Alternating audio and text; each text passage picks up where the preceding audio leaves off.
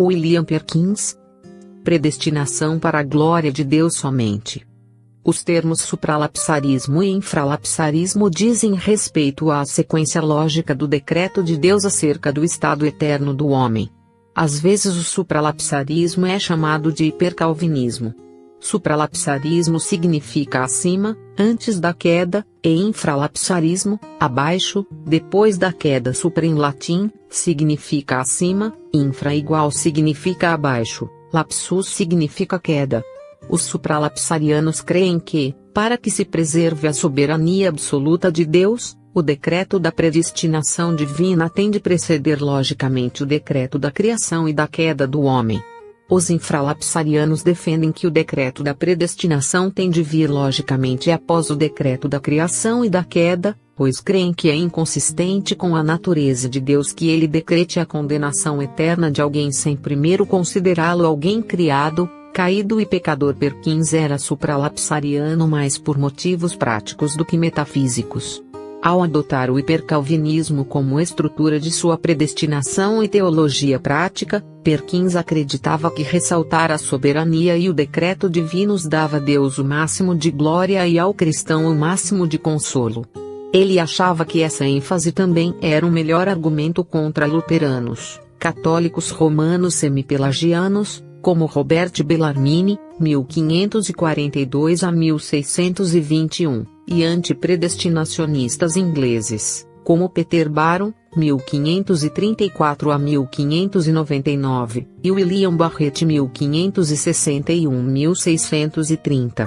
Embora seu pensamento estivesse construído fortemente sobre Calvino, Perkins também se baseou em teólogos como Teodoro Beza, 1519 a 1605, Girolamo Zanchi, 1516 a 1590, Zacharias Ursinus, 1534 a 1583, e Casparo Levianus, 1536-1587.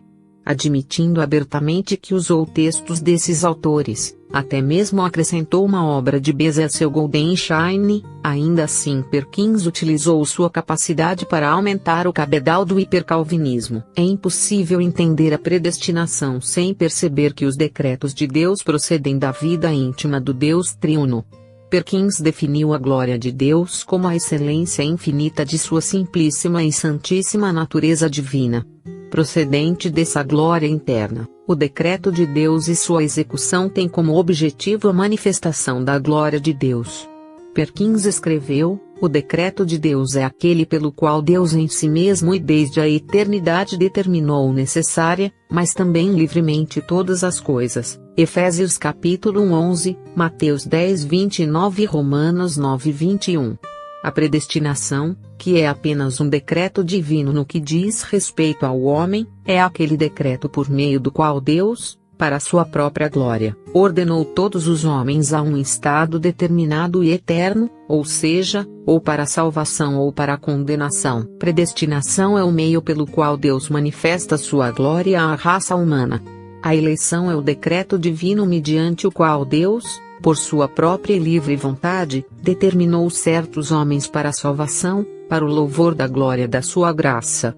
Condenação é aquela parte da predestinação em que Deus, de acordo com o mais livre e justo propósito de sua vontade, decidiu rejeitar certos homens para destruição e sofrimento eternos para o louvor de sua justiça. À semelhança de Beza, Perkins mantinha uma posição supralapsariana de negar que Deus, ao condenar, considerava os homens caídos.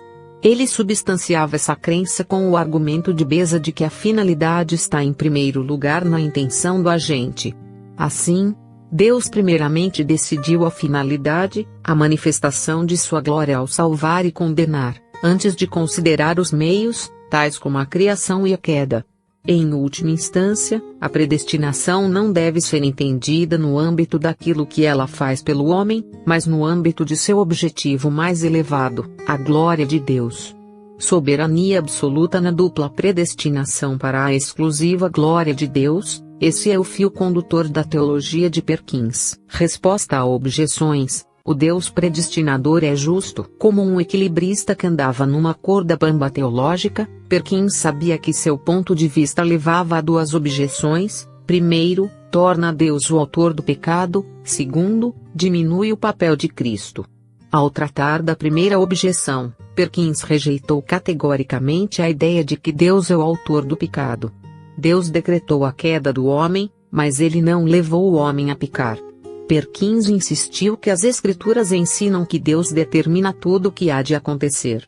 Não devemos pensar que a queda do homem foi por acaso ou porque Deus falhou em antevê-la, ou porque quase não deu atenção suficiente ao assunto, ou ainda porque permitiu que acontecesse contra sua vontade. Pelo contrário, o homem deu as costas a Deus não sem a vontade de Deus, mas ainda assim sem a completa aprovação disso.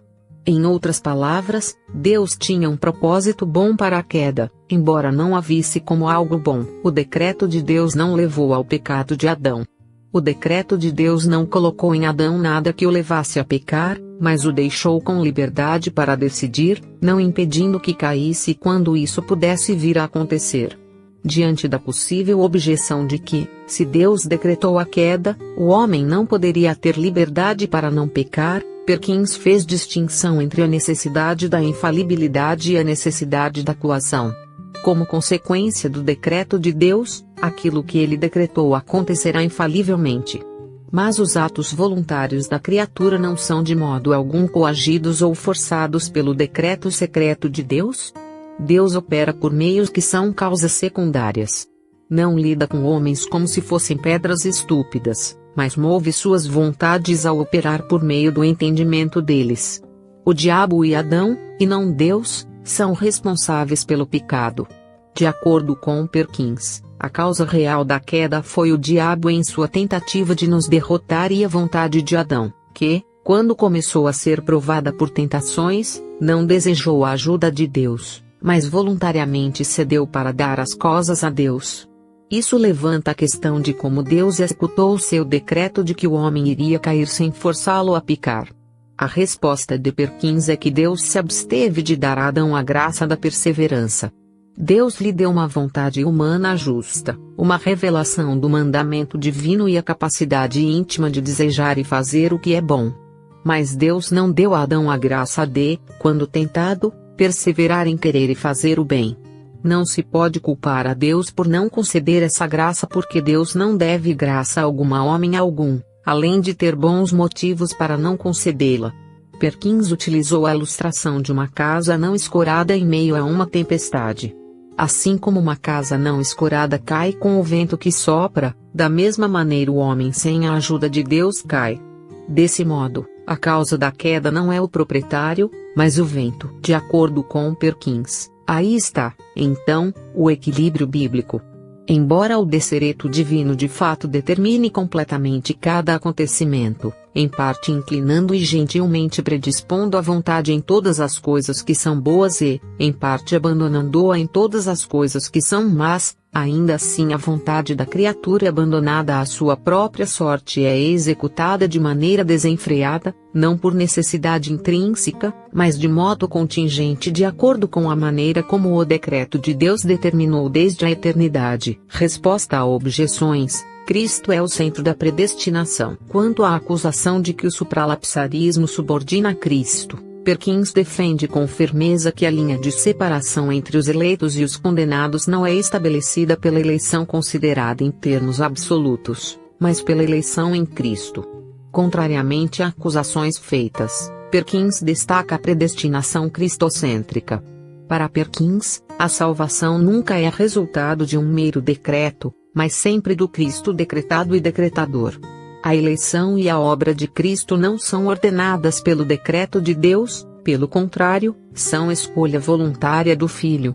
Franciscus Gomarus, 1563 a 1641, disse no Sínodo de Dort que Cristo, de conformidade com sua natureza divina, também participou da obra de eleição, mas não pode ser chamado do fundamento da eleição. Perkins foi ainda mais longe e não hesitou em afirmar que Cristo é o fundamento, o meio e o fim da eleição. A eleição é o decreto divino mediante o qual Deus, por sua própria e livre vontade, determinou certos homens para a salvação, para o louvor da glória da sua graça. 3 coisas estão diretamente ligadas à execução desse decreto: a primeira é o fundamento, a segunda, os meios, a terceira, os níveis. O fundamento é Cristo Jesus, a quem desde a eternidade seu Pai chamou para desempenhar o ofício do mediador, a fim de que nele todos aqueles que deviam ser salvos pudessem ser escolhidos. Pergunta: como Cristo pode estar subordinado à eleição de Deus uma vez que, junto com o Pai, ele decretou todas as coisas? Resposta: sendo o mediador, Cristo não está subordinado ao próprio decreto da eleição, mas apenas à sua execução. Em outra passagem, Perkins escreveu sobre o alicerce real ou concreto da eleição divina, e esse é Cristo, e, por isso, se diz que somos escolhidos em Cristo. Ele tem de ser considerado de 2 maneiras. Por ser Deus, somos predestinados por Ele, ao mesmo tempo que somos predestinados pelo Pai e pelo Espírito Santo. Por ser nosso mediador, somos predestinados nele. Perkins prosseguiu dizendo que esse ato de predestinação não tem nenhuma causa motivadora interna acima ou além do bel prazer de Deus e diz respeito a Cristo, o mediador, em quem todos são eleitos para a graça e para a salvação. E imaginar qualquer eleição fora dele vai contra toda a razão, pois no que tange ao início, ao meio e ao fim da eleição a ser executada ele é seu alicerce. Perkins escreveu: a decretação de um mediador significa que, pelo fato de a segunda pessoa ser o Filho de Deus, ele é nomeado desde a eternidade para ser um mediador entre o próprio Deus e os homens. E por esse motivo é que Pedro disse que Cristo foi conhecido antes da fundação do mundo. E bem disse Agostinho que Cristo foi predestinado para ser nosso cabeça. Pois, embora seja o Verbo, a palavra, Logos, substancial do Pai, isto é, embora seja o Filho, ela predestina, sim, com o Pai e o Espírito Santo. No entanto, sendo o mediador, ele mesmo está predestinado. Perkins citou Cirilo de Alexandria, 376 a 444, e concordou com ele, no que este escreveu: Cristo conhece suas ovelhas, elegendo-as e antevendo-as para a vida eterna. Também citou Agostinho de Hipona, que escreveu: Cristo, mediante sua dispensação secreta, de um povo infiel predestinou alguns para a liberdade eterna, vivificando-os pela livre misericórdia que ele tem, e condenou outros à morte eterna, abandonando-os pelo juízo oculto que dispensa à impiedade deles. Perkins era mais cristocêntrico em seu predestinacionismo do que a maioria dos estudiosos reconhece.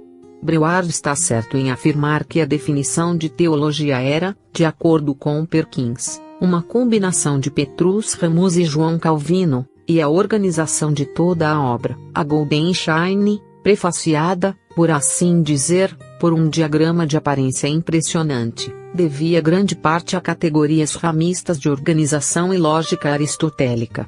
Mas Brevard erra quando deixa de reconhecer o quanto Perkins centrou em Cristo a predestinação.